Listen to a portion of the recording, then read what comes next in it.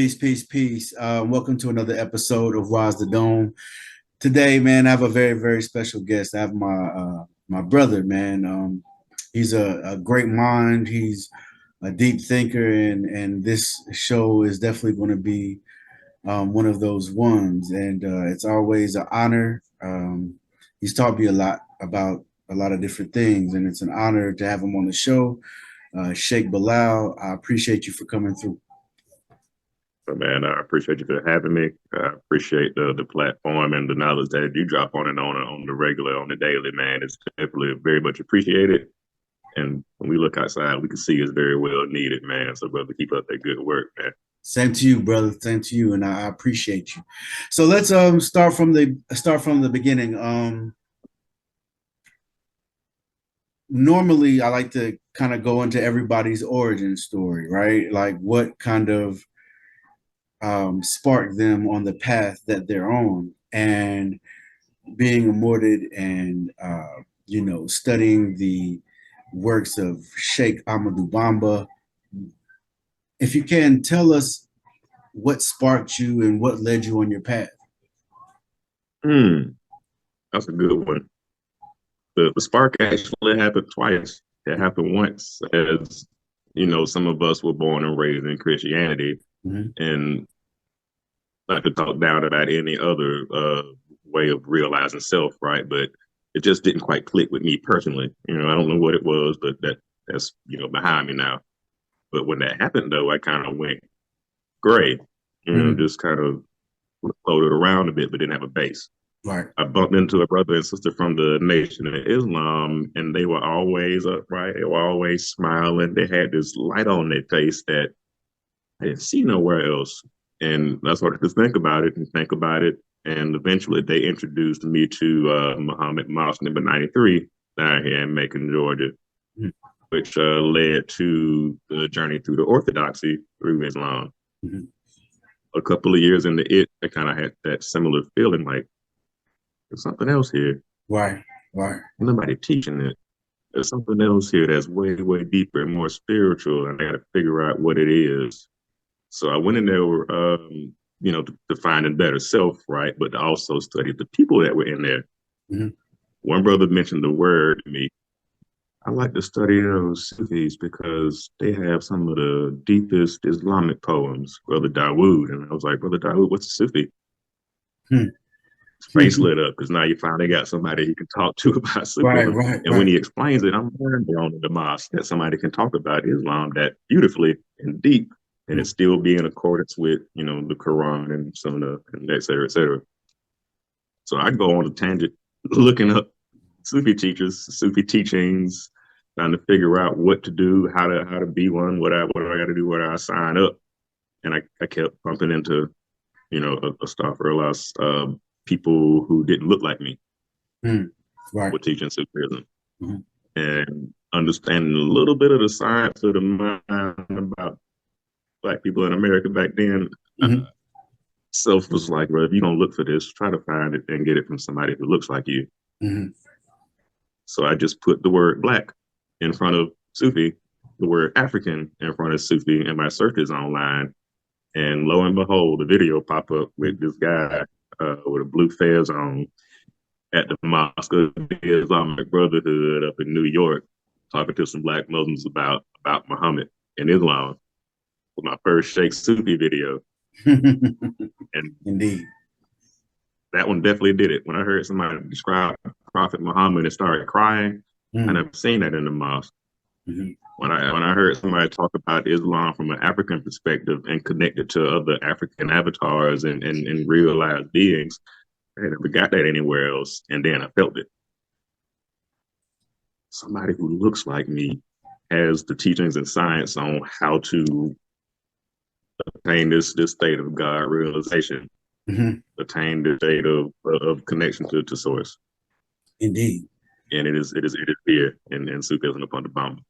Yo, indeed. Beautiful answer. And I understand, like, it resonates more when, especially being in the wilderness of North America, whenever you get those type of teachings from someone who looks like you. And I think that goes into this next question. For those who don't know, who is Cheikh Ahmadou Bamba? Cheikh Ahmadou Bamba is your grandfather. No,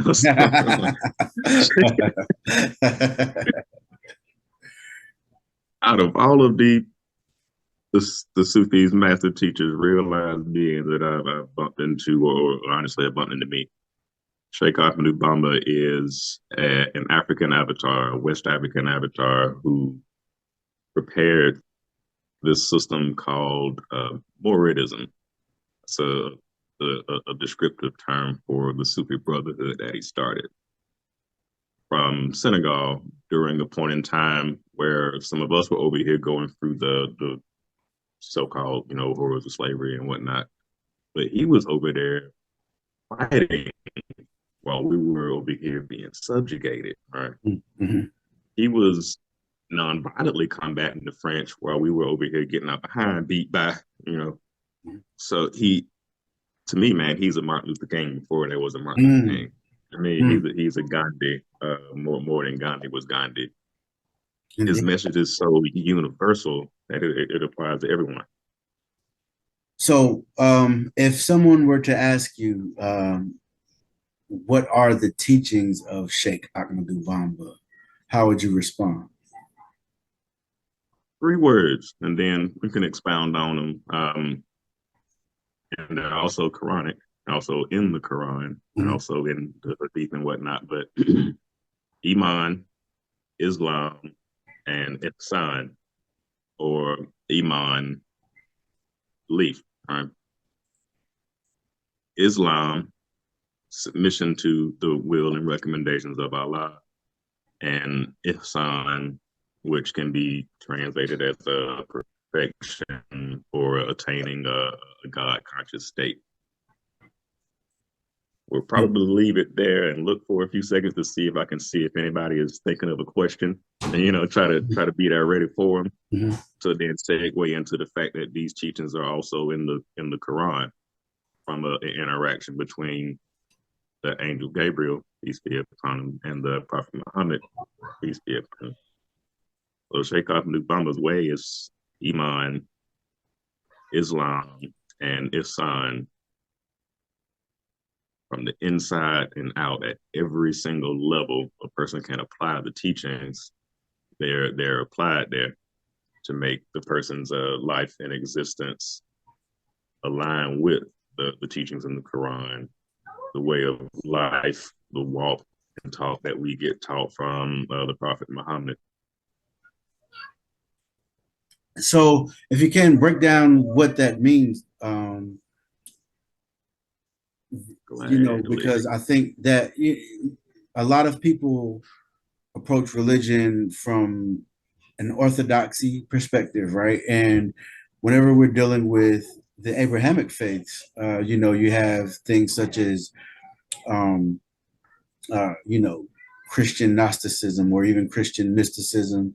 You have Islamic Sufism and Jewish mysticism and Kabbalah and things that are represented by as inner teachings. If you can explain, I guess a few of the aspects of realization of self that are the teachings of Cheikh Ahmadou Bamba that even align, with the Quran, right? The Holy Quran, because, a lot of times it's, you can read something, right? And not really know what you're looking at. Which is why, during these times and even today, they had schools that people went under certain studies to learn and understand the inner aspect of it. Because we can take things literal, and we can get the literal idea and the history of something, the historicity of something. But when you begin to look at things, the inner teachings of things and how it relates to self and self-realization, it just opens up a whole new universe where the possibilities are somewhat endless. It gets rid of the spookism and it makes it pragmatic and applicable. You can actually do something with it. Right. I guess to start that with Iman, you may see it translated as a faith belief, but the process is what matters. It's faith, right? Having faith in something, having faith in, or that there is a higher power that you can connect to and attain to. At that level, you might not know that it is there, right? But you kind of have to move like it is, whether you know it or not. There's teachings at that level that are given to people so that they have an experience that hopefully leads them to the level of Islam, which is now submission. But what we're submitting to, we just had faith and belief, but now we're submitting.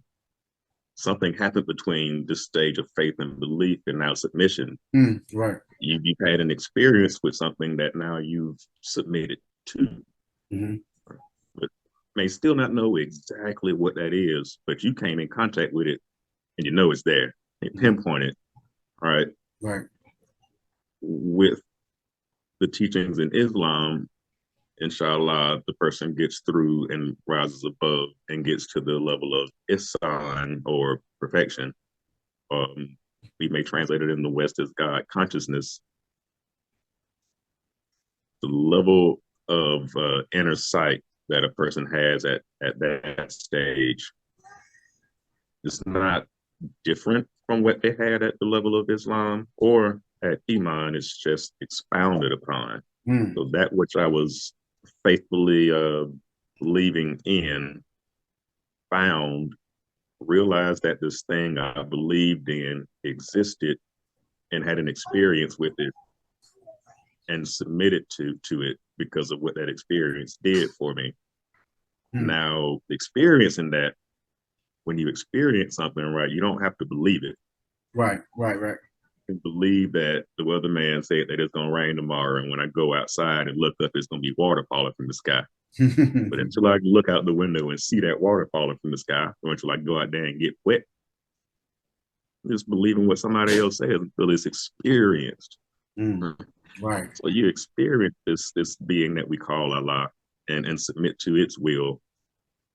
You follow the way of life that will talks about, teaches you about from the inside and out. Pray 5 times a day.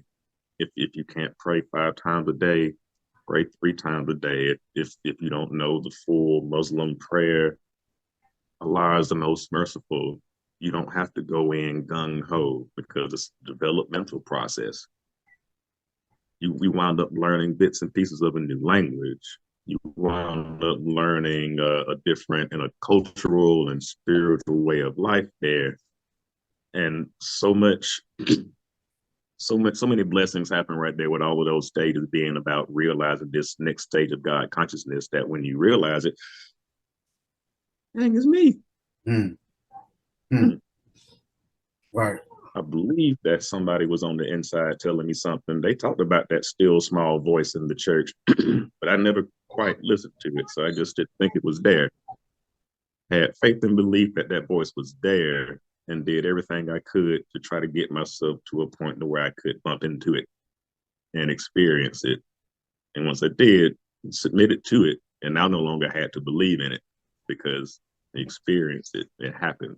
And when that happens and you realize that, it changes the mental and spiritual composition of the person. Now, when you get there, you can't go back to belief. Right. So sometimes it gets me in trouble. Like I got a good friend of mine that says, so in order to be a Muslim, you have to believe in Allah. And I said, yes, oh, yes, no, you're right. Wrong, but I can't tell you that you're wrong. Right. But you can believe in God and Allah all you want to at the level that you're at, as long as you strive to get closer to Him. You know, good friend of mine. But once you get close enough to God to where you can reach out and touch that thing, you just touched it and you had an experience now. Do you have to believe that you just touched that thing? No. Right. Or can you believe that you just did it? Right. The process eliminated the belief for me.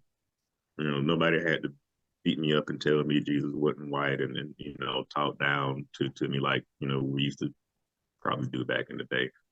In Islam, the process allowed me to attain this realization, and nobody had to beat me up with angry lectures at a round table telling me to stop doing this and go back to Egypt, do this and that. Oh, a Yeah. spiritual system allowed that to happen. I was going to ask you, like, for those that may not have experienced that, right?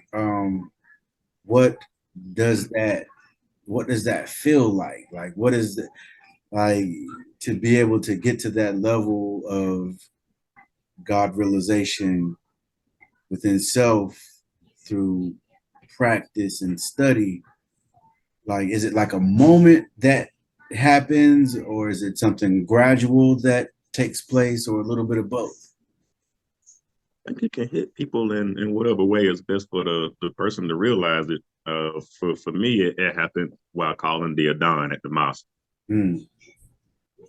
After reading a Song of Muhammad by Bawa Mahayadeen. Like, I like linguistic studies and stuff. Mm-hmm.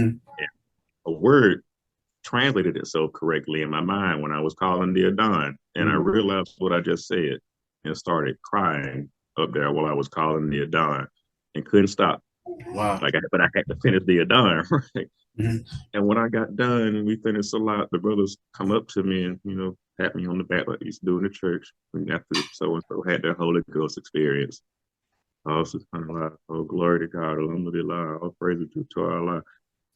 Just stand up Muslim replies, which I get, but I didn't know what actually happened, right? And for me, then it was like that. One word make switch turn on, and it feels like ever since then that switch is stuck on. Oh, right, right, right, Mhm. right. What was that word? Hey, I Okay. forgot what's coming. All right. Because it's already out there, but it's chopped in half. Mm. We say Ashhadu an la ilaha illallah, Ashhadu an Muhammad Rasulullah. But in studying the language, it's an, not an, that. That is, it's an, that I am. So I say it I am in a religious spiritual moment and self realized it and bust open the waterworks because it felt like self was like, did he just say my name? Right, He right, right, did. right, right, right. And it just happened. Ashhadu anna Muhammad Rasulullah. After I witnessed that, I am apparently someone who has some sort of praiseworthy character traits Mm. because these Arabs in this mosque extended the hand to me to go recite the Adhan because they like my deep voice and how it sounds. And held it Mm. over Right, the right, line. right, right, right. Wow. But they would have had to know I knew some of the language. I would have had to know some of their culture and the way to do it for them to go ahead, brother. Right, right, right, right. Um, from a Sufi perspective, I think that goes into who and what, or who and or what is Allah. Whoever what is. Two words and it can be expounded upon, but to say it, being and existence. Mm. Mm. Being and existence. If that's not the most praiseworthy thing in the world that I get to experience something Right. outside of just cosmic consciousness mind, I get to differentiate self and come experience my own creation. And I get to experience it with other manifestations of self. So when we say Allahu Akbar or La ilaha illallah, it can be understood in plenty of ways. There's no God but Allah for those that have the concept of a physical person that looks like me sitting on a chair called God. Mm. La ilaha illallah. There's no God, or that second one is the ismus. There's no God but Allah. There's no existence but existence. La ilaha illallah. There's no existence but this divine reality. Mm. That's a whole mantra that can be dove into and realize that whatever level the person is, where they Right. keep diving deeper, they'll realize a little bit more and more of self along the way. Um, Inshallah. indeed. That idea of existence and reality. You nothing being like there's nothing that exists outside, nothing existing outside of existence, right? It might seem crazy deep and mystic and metaphysical, but like when you sit back and look at it, like there's this thing outside of my backyard called a tree. Right, right. Everybody agrees that we call that thing a tree. And it apparently is there and it's going to be there for a while. It clearly exists. Mm. But this 40-foot tall tree came from a seed about this big. Right, right, right, right. Um, What can make that happen? right, right, Other than a being like Allah. right, right. You had spoke about God realization, and um, there are, many different paths and schools of thought that are designed for this realization, right? When it comes to Sufism, how, how does God realization relate to self? Hmm. Let's see. In the Quran, Allah says that I'm closer to you than your own jugular vein. Indeed. Well, if God is closer to me than my own jugular vein, that means he got to be somewhere on the inside of here. Right.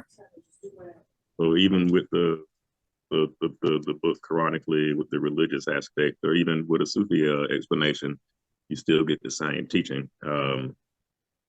It's just understood differently. Allah doesn't fit in the heavens or the earth, but he fits in the heart of a true believer. Mm. There's something going on between this jugular vein where Allah is closer to me than my own self at, and right here. And to segue, there's this little flesh lump called the heart that pumps blood through all these miles and miles of blood vessels in the body. When it finally gets up to the brain uses the majority of the oxygen left in the blood. Now you have dying blood particles without any oxygen coming down your spot where Allah is closer to me than my own self at.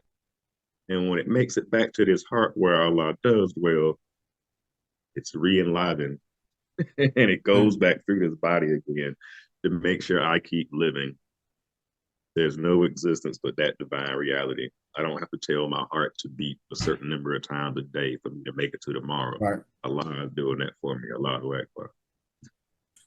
I could take this banana and I can eat it, and this thing on the inside crosses the banana into the human, and then it craps out what it can. That kind of leads me to what I wanted to ask you.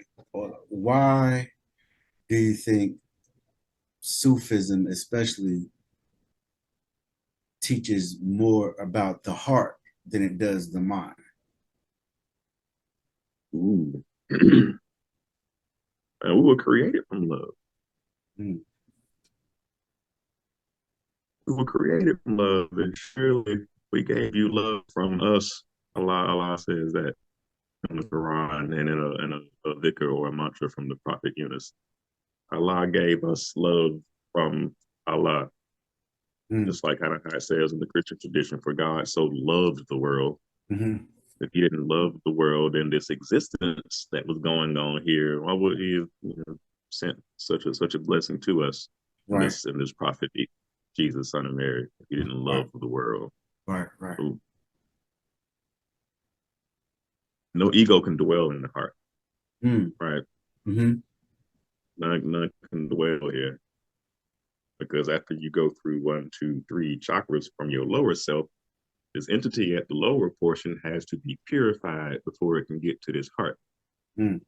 it has to take its shahada before it gets to the heart. Mhm. And once it gets there, everything else is in perfect alignment. Especially now, since we painted that picture about the blood going through this thing to the brain, back down through here and back to this heart, Right. where this lower self has finally made it to.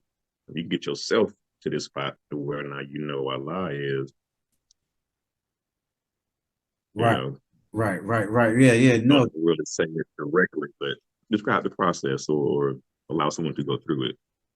Do you think people can come to these type of realizations within Orthodoxy?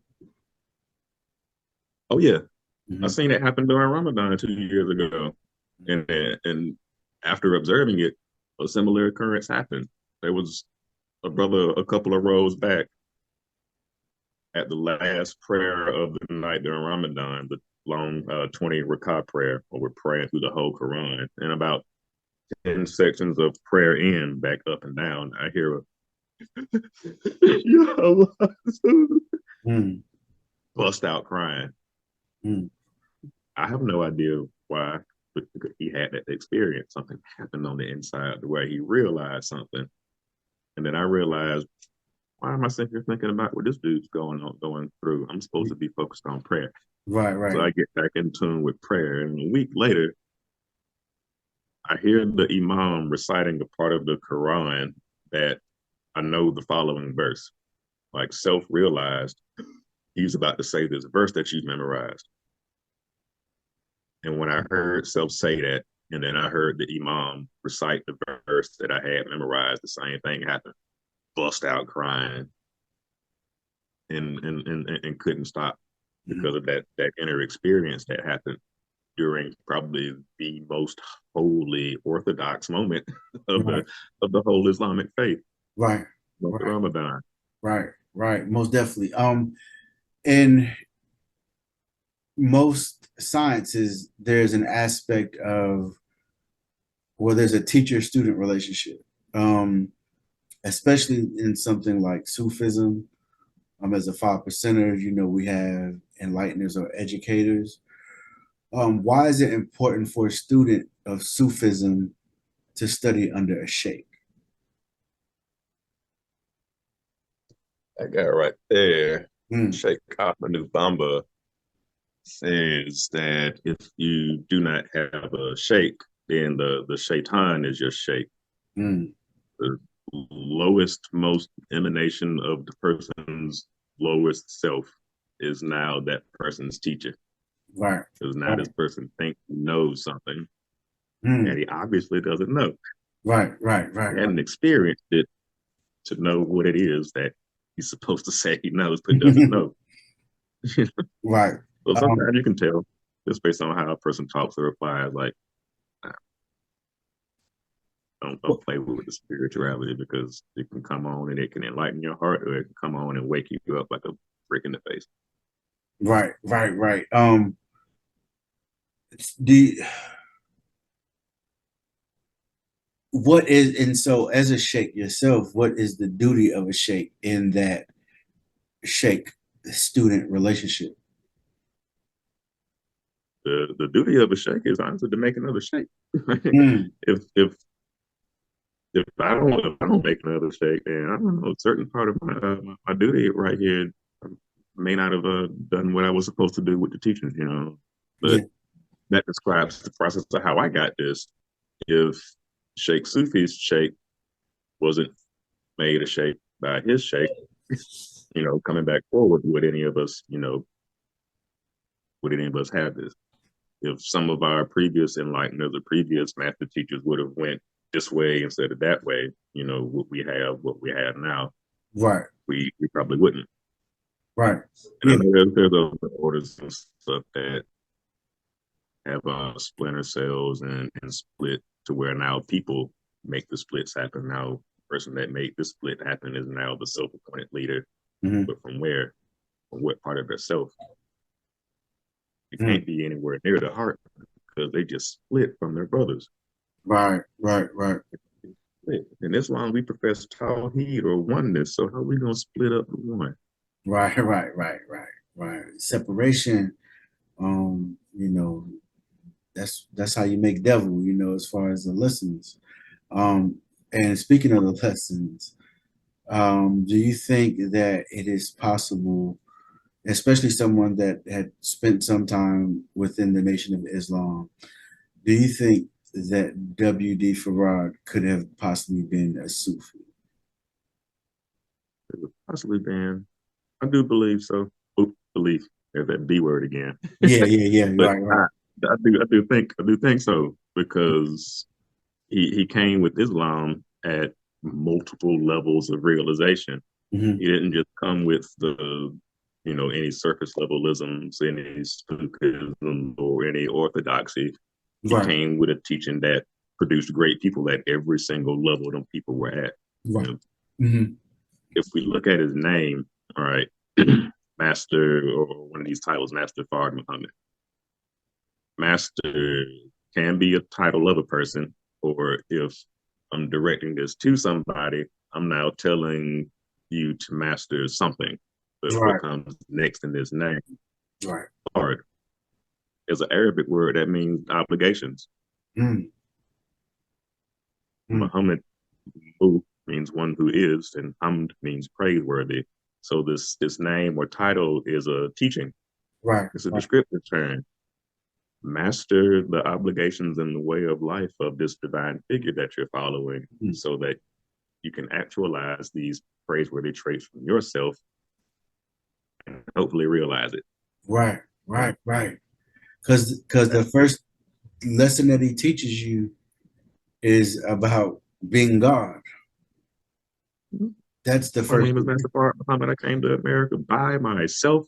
Mm, By myself. right, right. That's heavy to even, that's you can that's a heavy It's a sign. whole sermon, man. Yeah, yeah, It's a whole exactly. sermon just Right. in one point. Tell me the importance of being black, being African, and choosing one, since you chose the path of Islam, you chose a path that is rooted in West Africa. Being that you are the descendant of enslaved Africans from West Africa, how important do you feel like that connection is and your spiritual foundation being based there? Mm-hmm. Stolen from Africa, brought to America. Like, I was trying to teach us the importance, but making that connection, building that bridge back from here to there. There were some atrocities that happened during that point in time, but before all of that happened, we were self-sufficient, self-sustaining society. And now we'll erase that word society and then replace it with kingdoms. Right, Right. And right. if we trace ourselves back any further than that, we can erase the word kingdom and then write the word dynasties. Mm, Right. hmm So apparently we were doing something in the day back then that we obviously aren't doing right now right. because now we come back from a huge dynasty to a smaller kingdom to a smaller tribal community to a teeny little North America that's about to crumble only after existing for 403 years.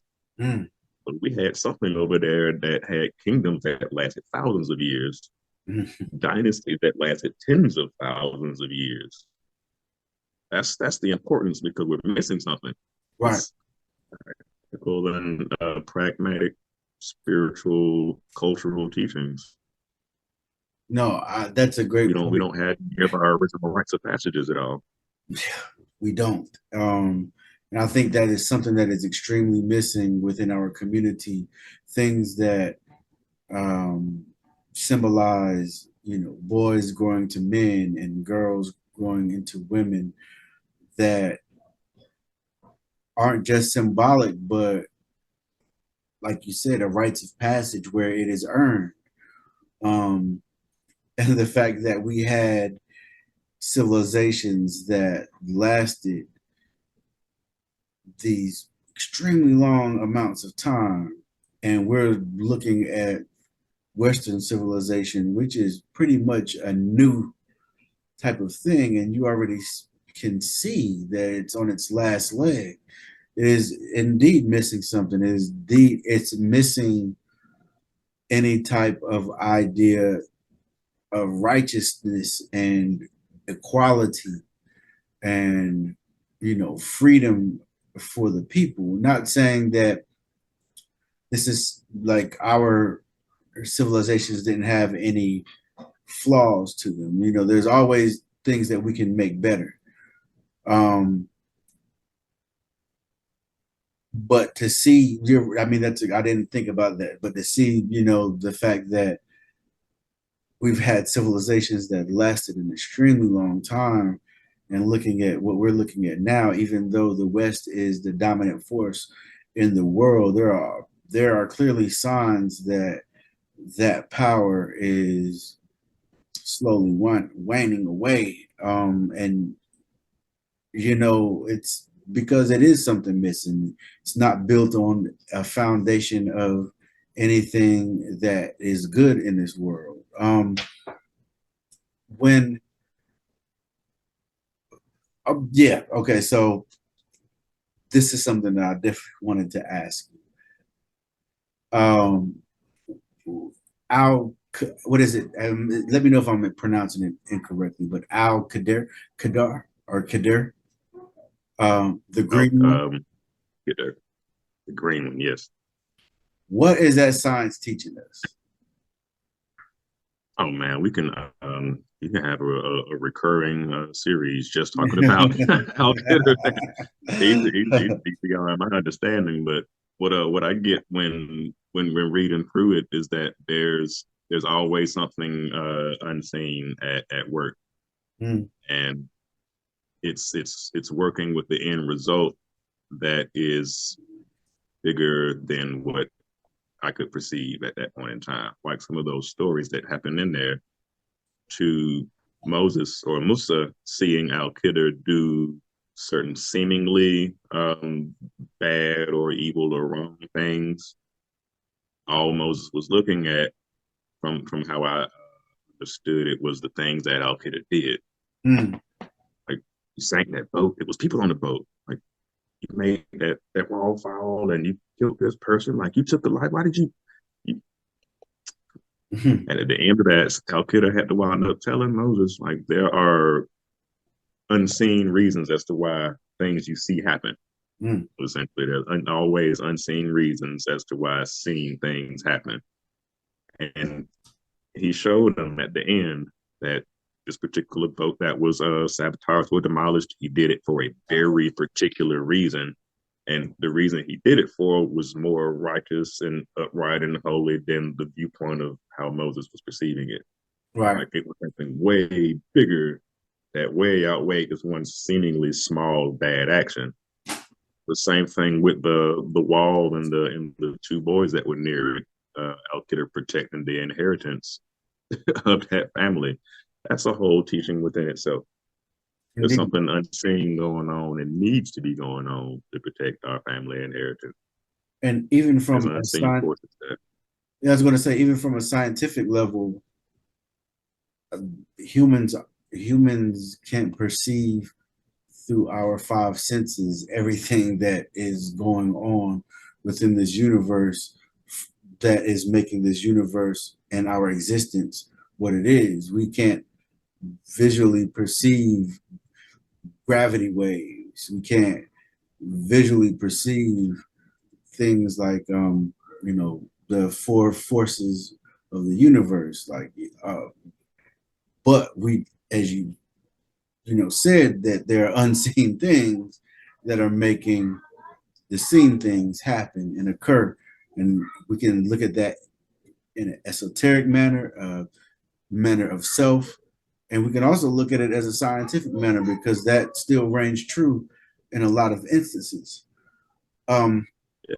You read that book by Baba Kaba Kamene, the cover spirituality before religions. I think that subtitle is the best way to describe that, right? Right. Like, science is seen spirituality, and spirituality is unseen science. Boom. That could have been the whole book. Right. And I think a lot of times that we attempt to separate the two is when people become extremely dogmatic in how they view things. I, I think that they both can teach one about the other, right? It's no good to understand the sciences of the world and not have a philosophy behind it. You know what I'm saying? For some, it may be, but that's not African, and it never has Right. been. Um, the last question I wanted to ask you, brother, and I definitely, again, I appreciate you for taking the time and coming on. Um, there are many that see, Islam as oppressive and counterproductive to our growth and development, especially due to the history of the trans-Saharan slave trade, and now, certain countries that may seem to be oppressive to women, and men, some that are actually. I mean, to be frank, Right. how would you respond to that, though, as far as people saying that um, Islam is counterproductive to our growth and development? Mm. I'll probably explain some some happenings or goings on that happened to me throughout that process, because I can talk about what happened to me because I Yes. experienced it, so that they could see that it's definitely deeper than the surface. Um, Islam is a women's rights movement, but most don't see that because they see the woman in the all black burqa covered up, and they think that the woman has to do that per Islamic law. That's Arab culture. That's Right. not it's not law. The Right. woman actually has a choice, Right. and Right. she has a choice to do that, or not, but the majority do. Mm-hmm. Prophet Muhammad gives a teaching saying that heaven lies at the feet of the mother, heaven lies at the feet of the woman. So for people to say that it's a patriarchal system, religion, way of life, but for the Prophet Muhammad, peace be upon him, to point at so many hints at the divine feminine in it, we're connecting back to something that has a connection to our original system and way of being, Mm. where this family, this cosmic trinity of sorts, had a woman there. Right. It was a divine feminine. We got a communal structure, the self down here, and with where we came from. So now there's no father and a ghost and a child. There's a divine father, divine mother, divine child. Right.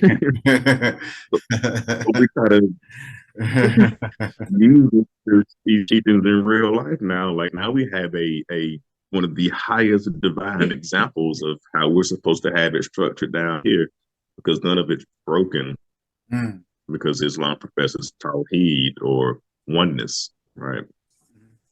If we say word Tawheed in Ethiopia right now, today, in a Christian country, right, they pronounce it Tawheed, the Oh, wow. exact same word, just a slightly different inflection, and it means the exact same thing, religiously, spiritually, and culturally. Right. They Right. don't separate those things at all. And I think sometimes in the West, we are taught to see things from such a dogmatic and narrow view that we don't see the oneness in a lot of the concepts that we see across different systems and different paths. There are a lot of different paths in this world that are extremely similar conceptually. But once you label it and put a name on it, we begin to fight over it, and it's divisive, and those type of things, man. But Sheikh Bilal, I've been really, really wanting to do this one for a while. I definitely appreciate you for coming on. For those that are, interested in learning more how can they find you, and what, outside of social media, what steps would you tell them to take? Outside of, I really only, and you see, I only use the media to talk Sufism and Bamba. I don't put Mhm. up anything from the ego. So that's always going to be there for someone to bump into me or any teachers from the school. Mhm. Uh, let's see. If anyone does have access to WhatsApp and Zoom, definitely keep those links handy. I can drop my email, which is tjk286@gmail.com. So if anybody does have any questions and they want to get direct and not so much converse online, they can do so. For a person that's interested in studying with us, once they do reach out, we can introduce them to the Sheikh, kind of gauge where they're at, and see what their interests are with their walk on the way. And if they have their intention set to get a little bit closer to Allah, and they have a strong will and volition to do so, technically already on the way to being a murid. Mm. They already have the will and the drive and the desire to get to Mm. Allah. Right, right. And next thing just comes the Shahada, just renewing your Shahada if those who are coming in are have a Muslim background, and Bayat, or word for initiation into the order. From there, they say the sky's the limit, but I have to erase the word sky and put Allah there. Indeed, indeed, indeed. Sheikh Bilal, again, it's always an honor and pleasure to build with you. Thank you for coming through.